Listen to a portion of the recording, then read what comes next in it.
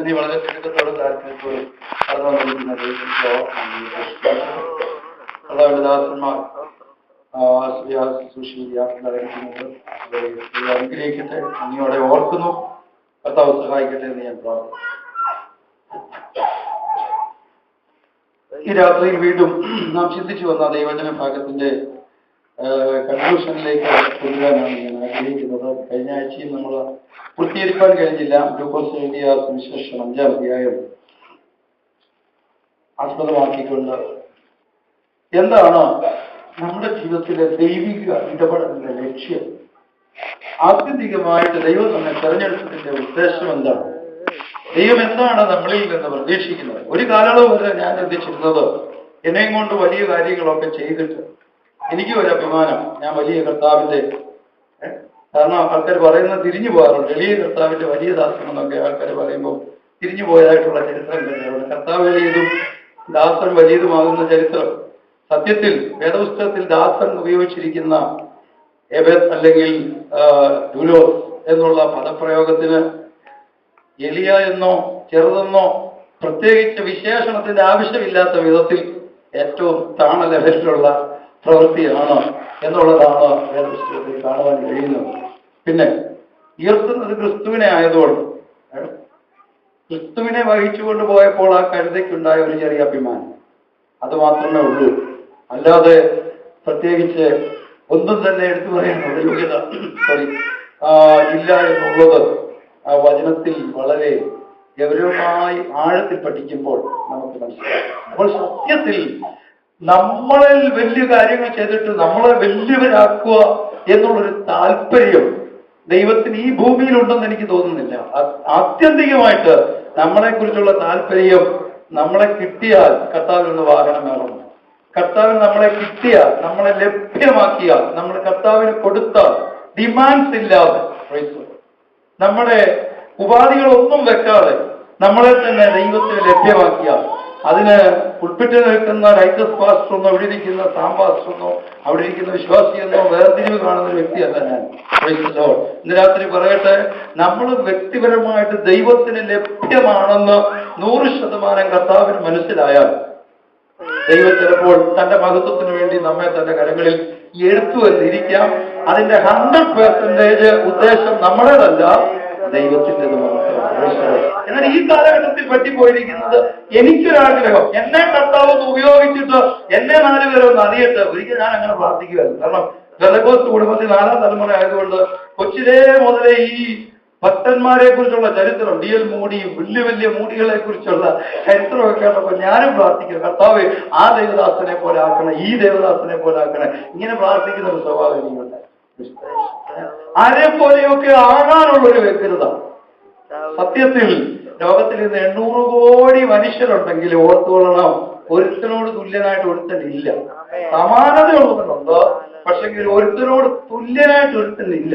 കഴിഞ്ഞ ദിവസം ഞാൻ ഇവിടെ വായിച്ച 6 പേരെങ്കിലും മിനിമം കാണും. സദ്ദാം ഹുസൈനെ പിടിക്കാൻ അമേരിക്ക ബുദ്ധിമുട്ടിയതിന്റെ ഒരു പ്രശ്നം 9 പേരുണ്ടായിരുന്നു പുള്ളിക്ക് സമാനമായിട്ട്. അപ്പൊ ദൂരെ നിന്ന് അന്ന് ഉയരത്തിൽ നിന്ന് ആ സാറ്റലൈറ്റ് വഴി നോക്കി വരുമ്പോ ഇല്ല അബദ്ധത്തിൽ വല്ലോ മാറി പിടിച്ചു പോയാലോ എന്നുള്ള ചിന്തയിൽ ഏറ്റവും കൃത്യമായിട്ട് അദ്ദേഹമാണെന്ന് ഉറപ്പ് വരുത്തിയിട്ട് അവർ പിടിച്ചത്. അതിനെന്ത് ആ ഓപ്പറേഷൻ എത്ര ഭയങ്കര വളരെ ക്യൂരിയസ് ആയിട്ട് നമ്മൾ നോക്കിയിരുന്നവരാ, അത് ശ്രദ്ധിച്ചിട്ടുള്ളവർക്ക് അറിയാം. പ്രിയരെ, ഞാൻ ഇന്ന് രാത്രികാലം പറയട്ടെ, അങ്ങനെ വ്യത്യസ്തരായിട്ട് ദൈവം നമ്മളെ സൃഷ്ടിച്ചെങ്കിൽ വ്യത്യസ്തമായ ചില ഉദ്ദേശങ്ങൾ ദൈവത്തിനുണ്ട്. ഇനി വേറൊരു കാര്യം ദൈവം എന്നെ പഠിപ്പിച്ചത്, നമുക്കൊത്തിരി ഉദ്ദേശം ഇല്ലാതിരിക്കാമെങ്കിൽ ദൈവത്തിനുള്ള വലിയ ഉദ്ദേശങ്ങൾ പലതും നമ്മളിലൂടെ നടക്കും. എന്നാൽ പലതും നടക്കാത്തതിന്റെ കാര്യം നമ്മുടെ ഒത്തിരി ഉദ്ദേശങ്ങൾ കൊണ്ട് ദൈവത്തെ ഇങ്ങനെ പിടിച്ചു വെക്കാൻ നമ്മൾ ശ്രമിക്കാറുണ്ട്. എന്നാൽ ഞാൻ പറയാം, ഭൂമിയിലെ അപ്പനേക്കാൾ ഭൂമിയിലെ അമ്മയേക്കാൾ നമ്മുടെ ഉയർച്ച ആഗ്രഹിക്കുന്ന ഒരു പിതാവിനെയാണ് പുത്രനായ കർത്താവ് നമുക്ക് വെളിപ്പെടുത്തി തന്നത്. അങ്ങനെയെങ്കിൽ ഇത് രാത്രി ഞാൻ പറയട്ടെ, കർത്താവ് വെളിപ്പെടുത്തിയ ഒരു പിതാവിനെയാണെങ്കിൽ ഒരപ്പന്റെ മനസ്സ് ഭൂമിയിൽ നമ്മൾ കണ്ടിട്ടുണ്ടെങ്കിൽ ഒരു പിതാവിന്റെ ഹൃദയം നമ്മൾ ഭൂമിയിൽ കണ്ടിട്ടുണ്ടെങ്കിൽ അതിനേക്കാൾ എത്രയോ ഉയർന്നതാണ് സ്വർഗീയ പിതാവിന്റെ ഹൃദയം. അതുകൊണ്ട് നമ്മുടെ ശുഭഭാവി തന്നെയാണ് ഇരമ്യാവിന്റെ പ്രവചനത്തിൽ പറയുന്നത് പോലെ നിങ്ങൾ പ്രത്യാശിക്കുന്ന ശുഭഭാവി. ആശിക്കുന്ന ഭാവി എന്നല്ല അവിടെ എഴുതിയിരിക്കുന്നത്. അവിടെ എഴുതിയിരിക്കുന്ന പ്രത്യാശ എന്നുള്ള വാക്ക, അത് ദൈവവുമായിട്ട് ബന്ധപ്പെട്ട വാക്ക, അത് ഭൂമിയുമായിട്ട് ബന്ധപ്പെട്ട വാക്കല്ല. ഭൂമിയുമായിട്ട് ബന്ധപ്പെട്ട് നമുക്ക് ഒത്തിരി ആശകളുണ്ട്, അത് പറയുന്നത് തെറ്റില്ല. എന്നാൽ അവസാനം ഒരു ക്ലോസ് വെച്ചേക്കണം, എന്റെ ഇഷ്ടമല്ല നിന്റെ ഇഷ്ടമാകട്ടെ എന്ന് പറഞ്ഞേക്കണം. കാരണം എന്നാന്ന് വെച്ചാൽ പൂർണ്ണതയുള്ളത് ദൈവഹിതമാണ്, തികവിലെത്തുന്നത് ദൈവഹിതമാണ്, പെർഫെക്റ്റ് ആയിട്ട് അതിന്റെ ഫലമുണ്ടാകുന്നത് ദൈവഹിതമാണ്. ബാക്കി ഒന്നിലും അതിന്റെ പൂർണ്ണത ഉണ്ടാകത്തില്ല. അതുകൊണ്ട് നമ്മുടെ ആഗ്രഹങ്ങളെ ദൈവഹിതത്തിന് അടിയറവുക. എന്നാൽ ഞാൻ ഇന്ന് രാത്രിക്കാലം പറയാൻ വന്നത്, സത്യത്തിൽ ദൈവത്തിന്റെ ആഗ്രഹം നമ്മളെ ഒന്ന് രൂപപ്പെടുത്തിയെടുക്കുക എന്നുള്ളത്. ഒരു പാവം പിടിച്ച മനുഷ്യൻ, അദ്ദേഹത്തിന്റെ ജീവിതശൈലികളെ കുറിച്ചൊന്നും ആൾക്കാർക്ക് വലിയ പരിചയമൊന്നുമില്ല. കാരണം അദ്ദേഹം അധികമൊന്നും ആൾക്കാരുമായിട്ട് ഇടപെടാറില്ല. പക്ഷെങ്കിൽ ഇദ്ദേഹത്തിന്റെ വീട് വഴിത്തലക്കലായതുകൊണ്ട് ധാരാളം ആളുകൾ രാവിലെ, പണ്ടത്തെ കാലത്തൊക്കെ രാവിലെ കൂട്ടത്തോടെ ആൾക്കാർ ജോലിക്ക് വേണ്ടി വയലിലോ കൃഷിയിടങ്ങളിലോ പോകും. വൈകുന്നേരം സന്ധ്യ കഴിഞ്ഞ് അവർ തിരിച്ചു വരും. ഇതുപോലെ സന്ദർഭത്തിൽ ഈ മനുഷ്യനെ നോക്കിയപ്പോൾ ആൾക്കാർ നോക്കിയിട്ട് ഇദ്ദേഹം ഒരു അലസനായ മനുഷ്യനായിട്ട് തോന്നി. ഇദ്ദേഹത്തെ ഒന്നും ഇവരുടെ കൂട്ടത്തിൽ ജോലിക്കോ കാര്യങ്ങൾക്കോ കാണുന്നില്ല. പലപ്പോഴും ഇദ്ദേഹത്തെ കുറിച്ച് ഇവർ ശ്രദ്ധിക്കുമ്പോൾ ഇദ്ദേഹം അവിടെ വീടിന്റെ മുറ്റത്ത് നിൽക്കുന്ന കാണാം. ചിലപ്പം അവർ നോക്കുമ്പോൾ ചില ദിവസങ്ങളോളം ഇദ്ദേഹത്തെ കാണത്തില്ല, അവിടെ ഒന്നും കാണാറില്ല. ആൾക്കാരിങ്ങനെ പോകും. ഒരു ദിവസം ആൾക്കാർ നോക്കിയപ്പോൾ വളരെ കഷ്ടപ്പെട്ട്, വളരെ ബുദ്ധിമുട്ടി, ആരും സഹായിക്കാനില്ലാതെ ഈ മനുഷ്യൻ ഒരു വലിയ കല്ല് ഉരുട്ടി അദ്ദേഹത്തിന്റെ വീടിന്റെ മുറ്റത്ത് കൊണ്ടു. ഈ വഴിയെ പോയവരൊക്കെ വിചാരിച്ചു ദൈവമേ, കാരണം ഇദ്ദേഹം അധികം ആൾക്കാരോടൊന്നും ഇടപഴകാത്തത് കൊണ്ട് ആൾക്കാർക്കൊന്നും വലിയ പരിചയമൊന്നും ഇല്ലായിരുന്നു. ആൾക്കാർ വിചാരിച്ചു ഒരു കുഴപ്പവും ഇല്ലായിരുന്നു. അപ്പം പല നിഗമനം, കാരണം അടുത്തിടപഴകുമ്പോഴേ നമുക്ക് ആൾക്കാരെ കൃത്യമായിട്ട് അറിയത്തുള്ളൂ. ദൂരെ നിന്ന് നമ്മൾ ഒത്തിരി നിഗമിക്കാറുള്ള, ഇത് പ്രത്യേകിച്ച് മലയാളികൾക്ക് കൂടുതലുള്ള. അത്രയും പറഞ്ഞ് ഞാൻ വിടുക. Price the Lord. ഒന്ന് ഓർത്ത് നോക്കണം, ഈ മനുഷ്യനെ അറിയത്തില്ല ആൾക്ക്. പക്ഷെങ്കിൽ ഈ വഴിയിലൂടെ ഇങ്ങനെ പോകുന്നവരൊക്കെ പല കാര്യങ്ങൾ നിയമിച്ചു. കഷ്ടമുണ്ട്, ഇനിയും ജീവിതത്തിൽ ഇങ്ങനെയൊക്കെ പല ബുദ്ധിമുട്ടുകളൊക്കെ വന്ന ഒടുവിൽ സമനില തെറ്റിപ്പോയതായിരിക്കും എന്നൊക്കെ വിചാരിച്ചു. പക്ഷെങ്കിൽ ഈ മനുഷ്യൻ ഈ കല്ലുരുട്ടിക്കൊണ്ട് തന്നെ വീടിന്റെ വാതിൽ. പിറ്റേ ദിവസം ഇവർ ജിജ്ഞാസയോടെ അടുത്ത പ്രഭാതത്തിൽ വരുന്നത്, ഇതെന്താണ് ഈ പുള്ളി ചെയ്യാൻ പോകുന്നത്.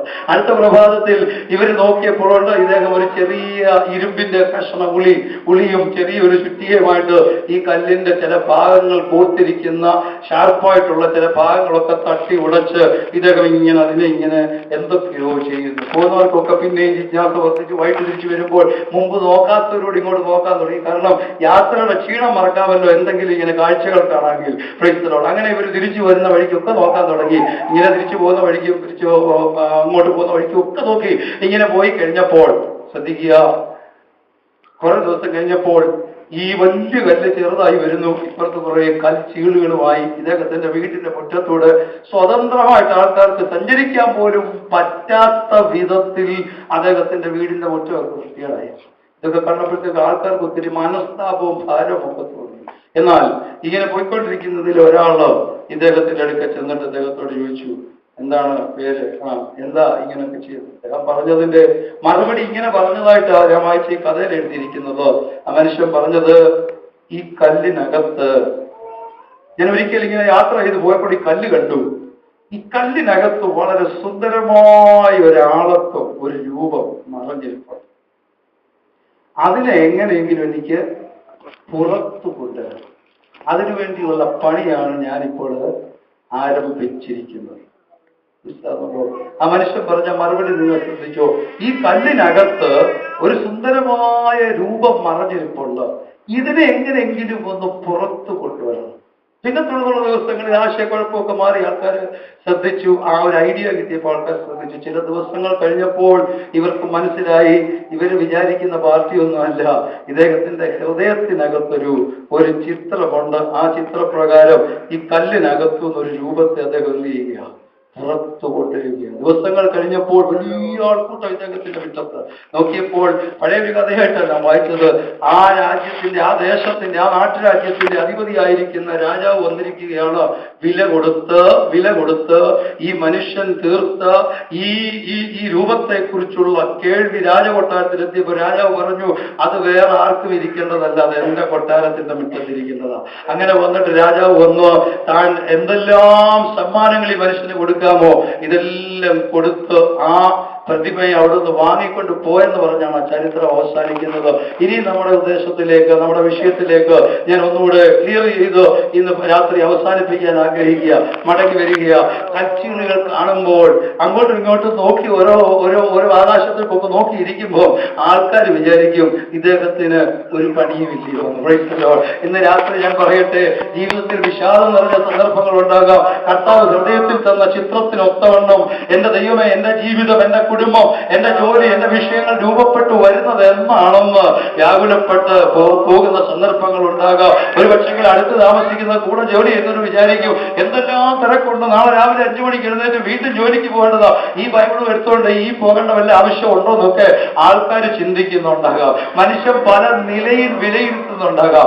എന്നാൽ ഇന്ന് രാത്രി പ്രൈസ് ദി ലോർഡ്, സ്തോത്രം, ഒരു കാര്യം പറയാം. പ്രൈസ് ദി ലോർഡ്, നാം അറിയുന്നില്ലെങ്കിലും ഒരു മഹാരാജാവിന് വേണ്ടിയുള്ള രൂപീകരണം നമ്മുടെ അകത്ത് നടന്നുകൊണ്ടിരിക്കുകയാണ്. പ്രൈസ് ദി ലോർഡ്, ഒരു മഹാരാജാവിന് പ്രയോജനപ്പെടേണ്ട ഒരു വ്യക്തിത്വം പ്രൈസ് ദി ലോർഡ് പലപ്പോഴും ശാരീരികമായി ദണ്ഡിപ്പിക്കപ്പെടുമ്പോൾ, മാനസികമായി ദണ്ഡിപ്പിക്കപ്പെടുമ്പോൾ ഞാൻ പലപ്പോഴും ചിന്തിച്ചിട്ടുണ്ട്, ദൈവമേ എന്തുകൊണ്ട് ഇങ്ങനെ? ഞാൻ പരമാർത്ഥമായിട്ട് നിന്നെ സേവിക്കാൻ ആഗ്രഹിക്കുന്നില്ലേ? നിന്റെ ഹിതത്തിനകത്ത് നിൽക്കാൻ ആഗ്രഹിക്കുന്നില്ലേ? സ്വയേച്ഛകൾക്കോ വേണ്ടിയുള്ള പിടിവാശികളൊന്നും ഞാൻ നടത്താറില്ലല്ലോ. കർത്താവെ, നിന്നിൽ ആനന്ദം കണ്ടെത്താൻ ശ്രമിക്കാറുണ്ടല്ലോ എന്നൊക്കെ പലപ്പോഴും പ്രൈസ് ദി ലോർഡ് ദൈവത്തോട് ചോദിച്ച് മനസ്സ് നീറാറുണ്ട്.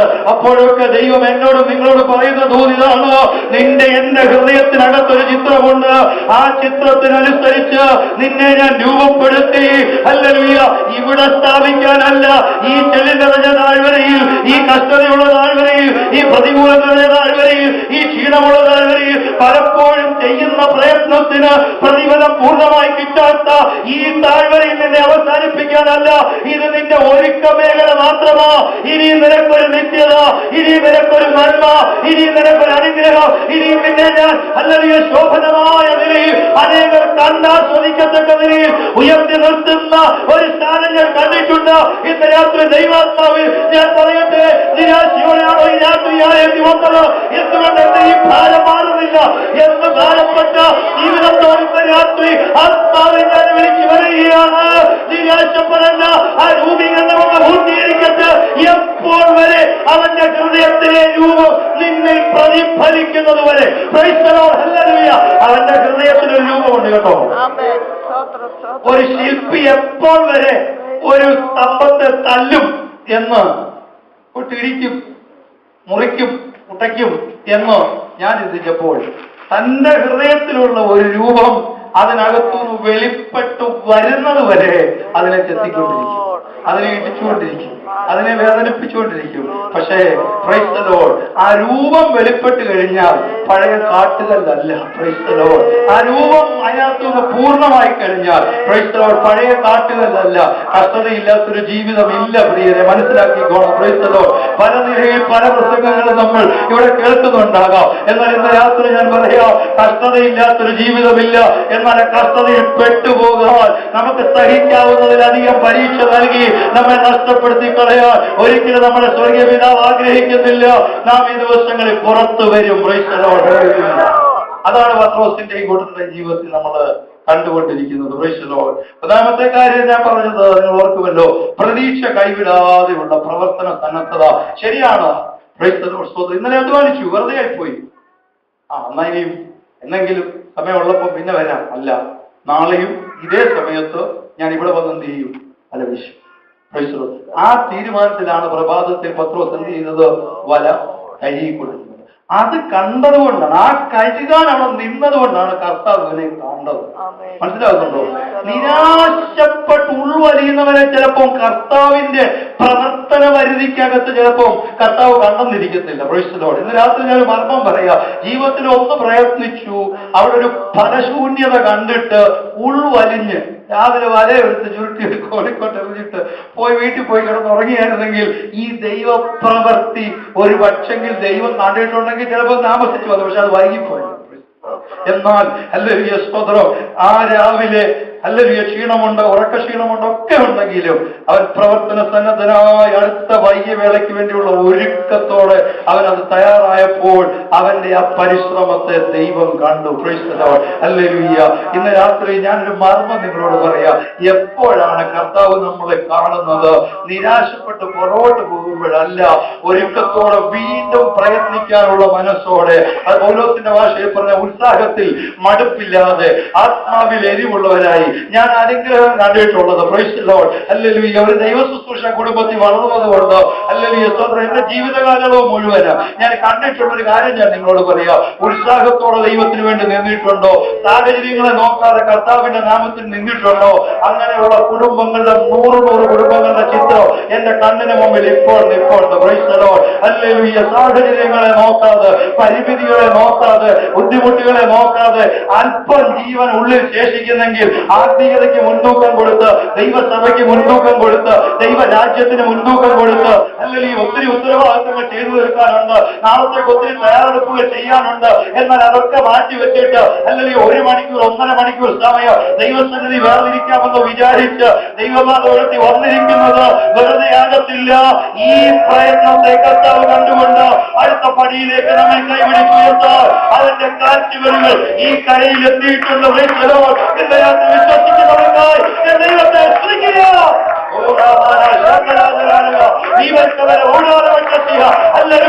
പ്രതീക്ഷ കൈവിടാത്ത പത്രോസിന്റെ കണ്ണുകളും അത്ഭുതം പ്രവർത്തിക്കുന്ന യേശുവിന്റെ കണ്ണുകളും തമ്മിൽ ഉടക്കുന്ന ഒരു പ്രത്യേക നിമിഷം. അതിനായി ഇന്ന് രാത്രി നമുക്ക് നമ്മെ തന്നെ പ്രതീക്ഷ കൈവിടാത്തൊരു നോട്ട കർത്താവിലേക്ക് പത്രോസ് നോക്കി കർത്താവിനെ വിളിച്ചു. രണ്ടാമത് ആ വിളിക്ക് പിന്നിൽ പത്രോസ് എന്ത് ചെയ്തു? സാഹചര്യങ്ങളെ മറന്നുള്ള തായ മനസ്ഥിതി. പല കഴിയും തീർന്നില്ല. വീട്ടിൽ പിള്ളേര്, ഭാര്യയും 3 പിള്ളേർ. എന്റെ കാര്യം ഭാര്യയും 3 പിള്ളേരും, അല്ലെങ്കിൽ നമ്മുടെ ഓരോരുത്തരുടെയും കാര്യം അവരവർ ചിന്തിച്ചു. 3 3, 2 2, 1 1, 4 4. അവർ നോക്കിയിരിക്കുന്നു. ഇത് കഴിവെല്ലാം മീൻ പിടിച്ച് ഇവിടെ കൊണ്ട് വിറ്റിട്ട് 11 മണിക്ക് അരി മേടിച്ചുകൊണ്ട് വേണം വീട്ടിൽ ചെല്ലാമെന്ന് വിചാരിച്ചാണ് പത്രോസ് തലേ രാത്രി വീട്ടിൽ നിന്ന് അവിടെ കുറെ പേര്. ഇനി വൈകിട്ടത്തേക്ക് ജോലിക്ക് വരണമെങ്കിൽ പകൽ അല്പസമയം എന്ത് ചെയ്യണം? വിശ്രമിക്കണം. എന്നാൽ ഇതിന്റെ ഇടയ്ക്കാണ് കുഴിന്മേൽ കുരു എന്ന് പറഞ്ഞാൽ കർത്താവിന്റെ ഒരു ചോദ്യം. ഇനിയും പണ്ടങ്ങാണ്ട് വഴി വെച്ച് കണ്ടപ്പോ അന്ത്രയോസ് കൂട്ടിക്കൊണ്ട് വന്നപ്പോ കർത്താവ് പറഞ്ഞായിരുന്നു, നീ യോഹന്നാന്റെ മകനായ ശീമോനാണ്, നിന്നെ ഞാൻ ആരാക്കാൻ പോവാ? കേഫായി പത്രോസാക്കി മാറ്റാൻ പോവാ എന്ന് പറഞ്ഞൊരു ദൂതം കിടപ്പുണ്ട്.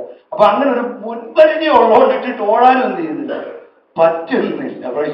അപ്പോൾ പത്രോസിലെ സഹായ മനസ്ഥിതി പറഞ്ഞു, ഓക്കെ ആയിരിക്കാം. ഞാൻ നിങ്ങളോട് പറഞ്ഞെന്നാ വിചാരിക്കുന്നത്. ഹല്ലേലൂയ സ്തോത്രം. മൂന്നാമത്തെ കാര്യം, മറുചോദ്യമില്ലാതെയുള്ള അനുസരണം എന്ന് പറഞ്ഞാൽ നമ്മൾ ബുദ്ധിമുട്ടിരിക്കുന്ന സമയത്ത് നമ്മളോടൊരാൾ ഒരു സഹായത്തിന്റെ ആവശ്യകത നമ്മുടെ മുമ്പിൽ വെച്ചാൽ ഉടനെ നമ്മുടെ മനസ്സിൽ വരുന്നത് നമ്മൾ അനുഭവിക്കുന്ന ആ ബുദ്ധിമുട്ടുകൾ. അയ്യോ എന്റെ ബ്രദറെ, അയ്യോ ഇപ്പോഴത്തെ അവസ്ഥയിൽ ഇങ്ങനൊക്കെയാണ് അങ്ങനൊക്കെയാണെന്ന് നമ്മൾ, അത് നാച്ചുറൽ, അത് കുഴപ്പമായിട്ടല്ല പറയുന്നത്, മാനുഷികമായിട്ട് നമുക്കുള്ളത്. പത്രോസിനും എത്രയോ കാര്യങ്ങൾ കർത്താവിനോട് പറയാനുണ്ട്. കർത്താവ്, ഞാൻ 1 മണിക്കൂർ ഒന്ന് ഉറങ്ങിയിട്ട് വന്നിട്ട് വേണം എന്ത് ചെയ്യാം, സഹായിക്കാം. ഇപ്പൊ എനിക്ക് ഭയങ്കര ക്ഷീണം, രാത്രി മുഴുവൻ അധ്വാനിച്ചിട്ട് എന്ന് വേണമെങ്കിൽ പത്രോസിന് പറയാം. എന്നാൽ മറുവാക്ക് പറയാതെ പത്രോസ് എന്ത് ചെയ്തു? പടകെടുത്തോണ്ട്. ആ അനുസരണം ചെറിയ അനുസരണമല്ല, അത് ഞാൻ നിങ്ങളോട് പറയുന്ന വിചാരിക്കുന്നത്. കാരണം കരയോട് അടുത്ത് കിടക്കുന്ന ഒരു പടക അഡ്ജസ്റ്റ് ചെയ്ത് നിർത്തേണ്ട കാര്യമില്ല. പക്ഷെങ്കിൽ കരയിൽ നിന്ന് അല്പം നീക്കണമെന്ന് അപേക്ഷിച്ചു. നോക്കിക്കോണം, കർത്താവ് ഇങ്ങനെ ഒരു ക്രൂരനാണോ? Praise the Lord. ഒന്നോർത്തിരിക്കെ. പക്ഷെങ്കിൽ ഇന്ന് രാത്രി ഞാൻ ആത്മാവിൽ പറയാം, പ്രൈസ് ദി ലോർഡ്, ഇനിയും ഇങ്ങനെ ത്യാഗപൂർവമായി ഒന്നുകൂടെ ആവർത്തിക്കേണ്ടി വരത്തില്ല ഇപ്പോൾ അനുസരിച്ചാൽ. Praise the Lord. ഇപ്പോൾ അല്പം ത്യാഗപൂർവമായിട്ട് മുന്നോട്ട് ചുവട് വെച്ചാൽ ഒരു പക്ഷെങ്കിൽ ഈ രീതിയിലുള്ള നിന്റെ കഷ്ടപ്പാടിന്റെ അവസാനത്തെ സമയമാണിത്. ഇതിൽ നിന്ന് നിന്നെ മറ്റൊരവസ്ഥയിലേക്ക് മാറ്റാനാണ് കർത്താവിന്റെ മനസ്സിലുള്ള ചിത്രം. ഒന്ന് നോക്കിയേ, പത്രോസ് കർത്താവ് പ്രസംഗിച്ച് തീർന്നിടം വരെ ഓളമടിക്കുന്ന ഗലീലക്കടലിൽ ഓളമടിക്കുമ്പോൾ ഓരോ പ്രാവശ്യം ഈ പടക അങ്ങോട്ടും ഇങ്ങോട്ടും തിരിഞ്ഞു പോകാൻ സാധ്യതയുണ്ടോ? എന്നാൽ ആ പത്രോസ് ആ പടകിനെ നേരെ കർത്താവിനും ജനത്തിന് അഭിമുഖീകരിച്ച് നിൽക്കത്തക്കവണ്ണം അതിനെ ക്രമീകരിച്ച് നിർത്തി. എന്ന് പറഞ്ഞതിന്റെ അർത്ഥം എന്തോ? ഒരുപോലെ അവിടെ നിന്ന് റെസ്റ്റ് എടുക്കാൻ പറ്റാത്ത വിധത്തിൽ ഈ പടകിനെ ബാലൻസ് ചെയ്ത് നിർത്തി. അത് കഴിഞ്ഞപ്പോൾ അടുത്തത് ഹല്ലേലൂയ സ്തോത്രം, കർത്താവ് പറഞ്ഞൊരു കാര്യം ചെയ്യ്, ആഴത്തിലേക്ക് നീക്കി മീൻപിടുത്തത്തിനുള്ള വല വീശുവിൻ എന്ന് പറഞ്ഞ പിന്നെ കഴിഞ്ഞ ആഴ്ച പറഞ്ഞതാണ്. ഞാൻ പറഞ്ഞ ലിങ്ക് കൊണ്ടൊന്നും അങ്ങ് തീർക്കാൻ വേണ്ടിയില്ല. സ്തോത്രം, ആഴത്തിലേക്ക് നീക്കി മീൻപിടുത്തത്തിനുള്ള വല. പിന്നെ ഞാൻ ഇത്രയും വർഷമായിട്ട് ഇന്നേ വരെ ഈ നട്ടുച്ച നേരത്തെ ചെയ്തിട്ടില്ല, ഒരൊറ്റ മീനും വരത്തില്ല. കാരണം നിഴലടിക്കുക. പടിഞ്ഞാറൻ പ്രദേശങ്ങളിലൊക്കെ നാട്ടിലുള്ളവർക്ക് അറിയാം, നിഴല് വീണാൽ പെട്രോൾ ടാക്സുമായിട്ട് പോകുന്നവര് അങ്ങ് അകലെ മാറ്റി വെച്ചിട്ട് ഒട്ടും നിഴലില്ലാത്ത വിധത്തിൽ നിന്നുകൊണ്ടാണ് ഇവര് മീനെ പിടിക്കാൻ വലയിടുന്നതോ കൂടിടുന്നതോ ചൂണ്ട പിടിക്കുന്നതോ ഒക്കെ അങ്ങനെ. കാരണം എന്താണെന്ന് വെച്ചാൽ ആളനക്കമോ നിഴലോ കണ്ടാൽ ഒരു മീനും ആ ഏഴലൊക്കെ വരത്തില്ല.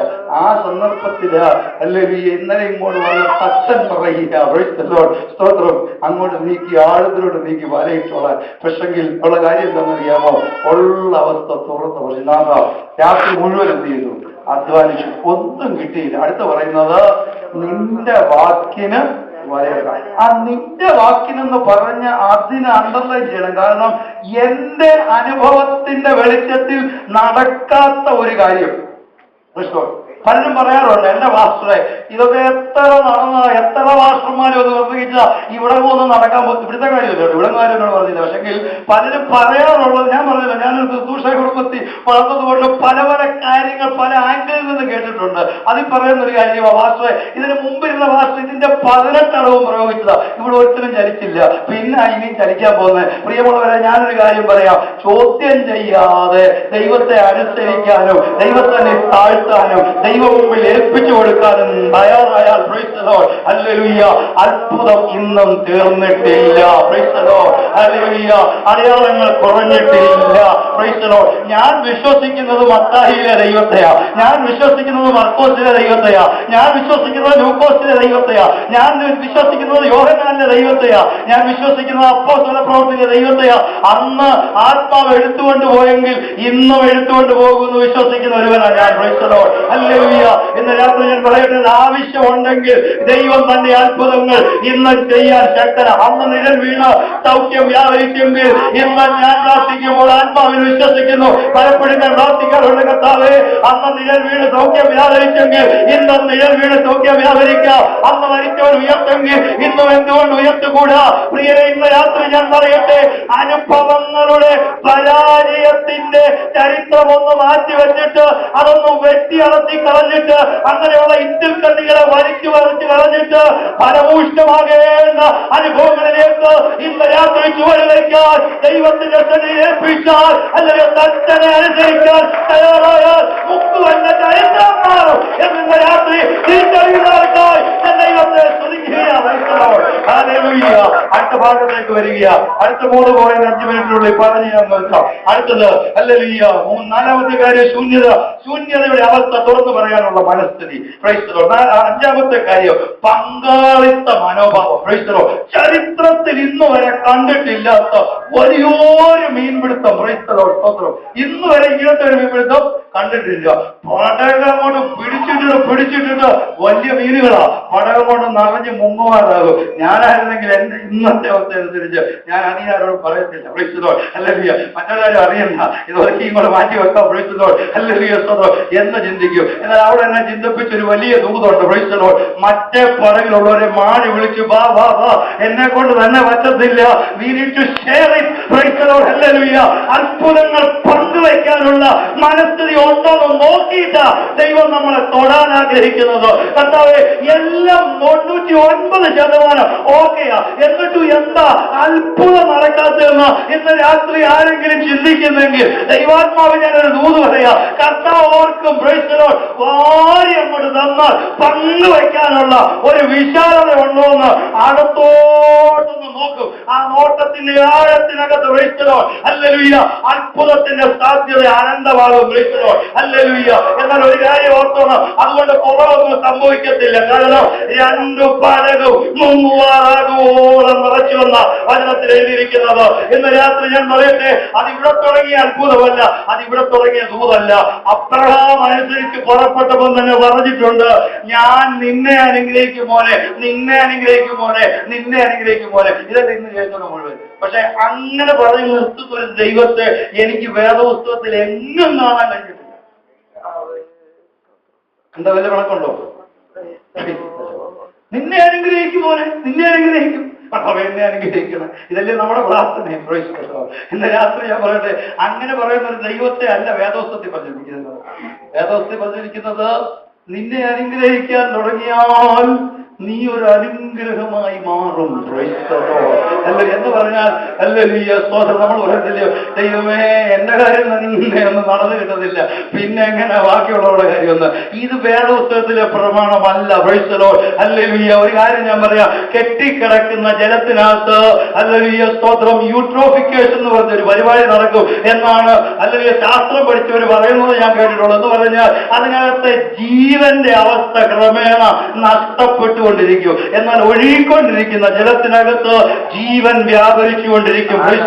അതിൽ സമയം ദൈവത്തിന് വേണ്ടി മാറ്റാം, ജീവിതത്തിന്റെ അനുഭവങ്ങൾ മാറ്റാം, ഇടുങ്ങിയ സാഹചര്യമാണെങ്കിലും അത് ദൈവത്തിന് വേണ്ടി മാറ്റാം, ഭൗതിക മേഖലകൾ ദൈവത്തിന് വേണ്ടി മാറ്റാം. അല്ലെങ്കിൽ തീരെ ക്ഷീണമാണെങ്കിലും ആ കിടക്കയിലോട്ടൊന്ന് ചെരിഞ്ഞു കിടന്നുകൊണ്ട് കർത്താവേ ദൈവസഭയെ അനുഗ്രഹിക്കണമേ, ദേശത്ത് വിടുതൽ വ്യാപരിക്കണമേ, അത്ഭുതങ്ങൾ നടക്കണമേ, രോഗങ്ങളുടെ മഹത്വം വെളിപ്പെടണമേ എന്ന ഇരിക്കാൻ പറ്റത്തില്ലെങ്കിലും അല്ലെങ്കിൽ ഒന്ന് ചാരി കിടന്നുകൊണ്ട് തെരുവിൽപ്പെടാൻ തയ്യാറായാൽ അത് സ്വർഗത്തിൽ നോട്ട് ചെയ്യും. കാരണം ലോകത്തിൽ ഇല്ലാത്തതും ദൈവത്തിന്റെ കരങ്ങളിലുള്ളതുമായ ഒരു ദിനവൃത്താന്ത പുസ്തകമുണ്ട്.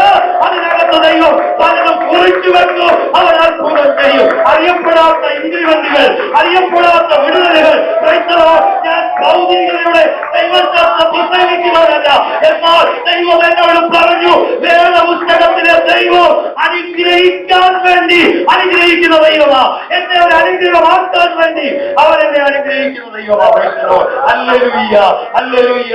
സിദ്ധാന്തമല്ല പറയുന്നത്, ജീവിതാനുഭവത്തിനാ പറയുന്നത്.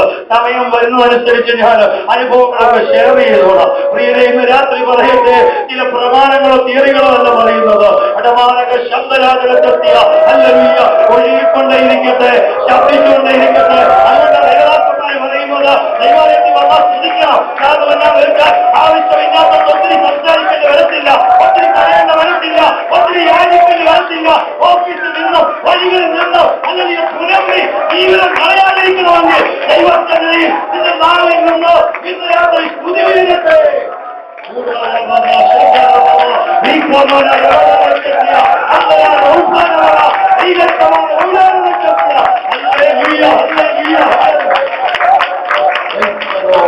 അനുഗ്രഹം അനുഭവിക്കാൻ വിളിക്കപ്പെട്ടവരായിരിക്കുന്നതുകൊണ്ട് കഴിഞ്ഞ ഞായറാഴ്ച അതിന്റെ വെള്ളിയാഴ്ച ദൈവത്തിന് ഒടുവിൽ പാലമെത്തിയ ദൂത് ഇവിടെ വന്ന കണക്കരാകുകയാണ്. ദോഷത്തിന് പകരം ദോഷവും ശകാരത്തിന് പകരം ശകാരവും പകരം ചെയ്യാതെ നിങ്ങൾ അനുഗ്രഹം അനുഭവിക്കുമ്പോൾ വിളിക്കപ്പെട്ടിരിക്കുകയാൽ നിങ്ങൾ അനുഗ്രഹിക്കുന്നവരായിരിക്കണോ. Hallelujah, hallelujah, hallelujah. ഇന്ന് രാത്രി കർത്താവേ അനേകർക്ക് അനുഗ്രഹമാവോ, എന്നെ ഒന്ന് വിശാലപ്പെടുത്തണമേ. അനേകർക്ക് അനുഗ്രഹമാവോ, ഒരു പങ്കാളിത്തത്തിനായി പരിശുദ്ധാത്മാവിനോട് പറയുന്നു, ഒരു പങ്കാളിത്തത്തിനായി, ഒരു പാർട്ട്ണർഷിപ്പിനായി ദൈവത്തിന്റെ ആത്മാവ് ഇന്ന് രാത്രി ആഗ്രഹിക്കുന്നു.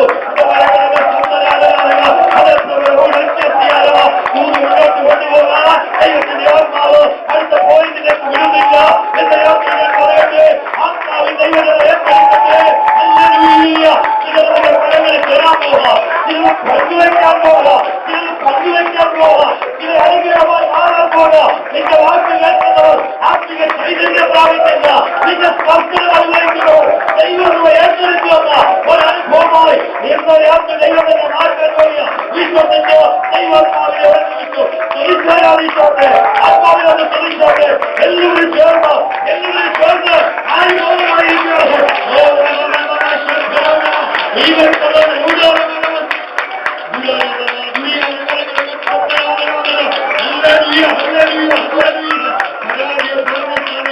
സൂചന വെളിപ്പെടുന്ന സ്ഥാനത്ത് ഒന്ന് നടക്കട്ടെ. മുഴുവൻ നോക്കിക്കൊള്ളുന്ന സ്ഥാനത്ത് ദൈവത്തിന്റെ കണ്ണിലേക്കാൻ പോവുക. ചില പങ്കാളിത്തങ്ങൾ നിന്നെ ഏൽപ്പിക്കാൻ പോവുക. ചില പുതുവഴികളിലൊക്കെ തുറക്കാൻ പോവുക. അവന്റെ ഭാഗത്വത്തിന്റെ സാക്ഷിയായി അവൻ നിന്നെ നിർത്താൻ പോവുക. നീരാണ് തിരിച്ചറിയുന്നത്.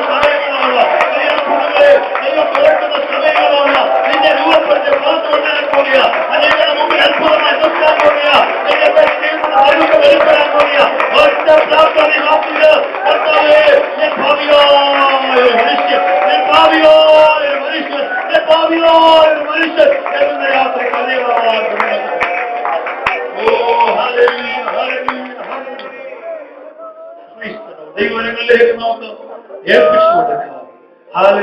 ഇതിനൊരു പോയിന്റ് മാത്രമേ പറഞ്ഞുള്ളൂ. പങ്കുവെക്കാനുള്ള മനസ്ഥിതി. അല്ലെങ്കിൽ തന്റെ പടകൾ നിറഞ്ഞപ്പോൾ അല്ലെങ്കിൽ അധികത്താവെന്ന് പറഞ്ഞ് നിർത്തുകയല്ല, അങ്ങ് കടയിൽ വിഷാദിച്ചു നിൽക്കുന്ന തന്റെ കൂട്ടാളികളെ കുറിച്ച് അപ്പുറത്ത് വ്യാപനപ്പെട്ട് നിൽക്കുന്ന പരിശുദ്ധാത്മാവിനോട് പറയുന്നു, അതിന് ജീവിതത്തിന് അർത്ഥം കണ്ടെത്താൻ കഴിയാതെ വ്യാപനപ്പെട്ട് നിൽക്കുന്ന ചിലതിന് കൈകൊടുക്കാൻ നിങ്ങൾ ദൈവം ശക്തീകരിക്കുവാൻ ദൈവത്തിന് പദ്ധതിയുണ്ട്.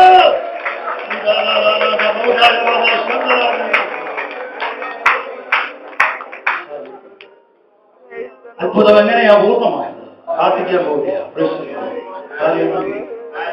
അടുത്ത പോയിന്റ്, ആറാമത്തെ പോയിന്റ്, പശ്ചാത്താപം.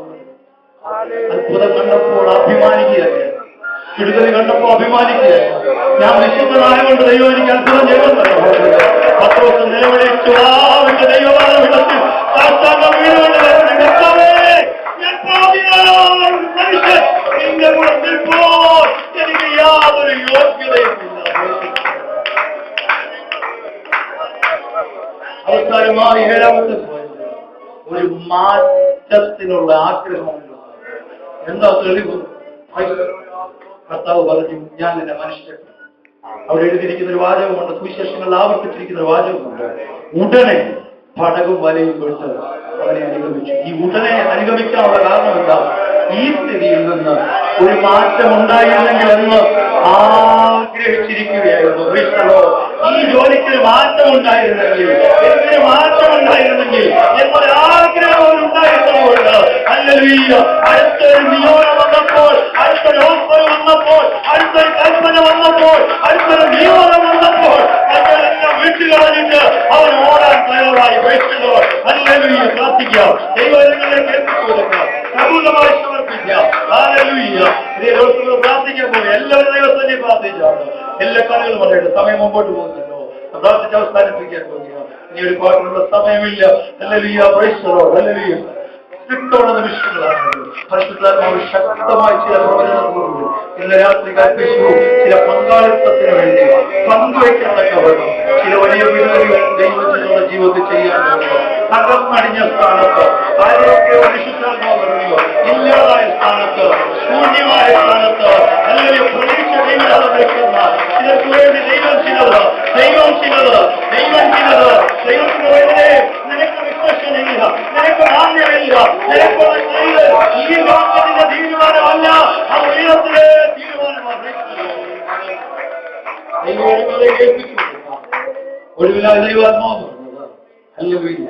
ഒരു മാറ്റത്തിനുള്ള തിടുക്കമുള്ള ഹൃദയം ഉണ്ടായിരുന്നുകൊണ്ടാണ് ഉടനെ പടകും മലയിലേക്ക് 10 അനേക വർഷങ്ങൾ ചെയ്തുകൊണ്ടിരുന്ന ആ പ്രയത്നത്തെ ഉപേക്ഷിച്ചിട്ട് അടുത്ത സ്റ്റേജിലേക്ക് മാറാൻ തയ്യാറുണ്ട്. ദൈവങ്ങളിലേക്ക് കർത്താവിനെ ഒരുമിച്ച് പ്രാർത്ഥന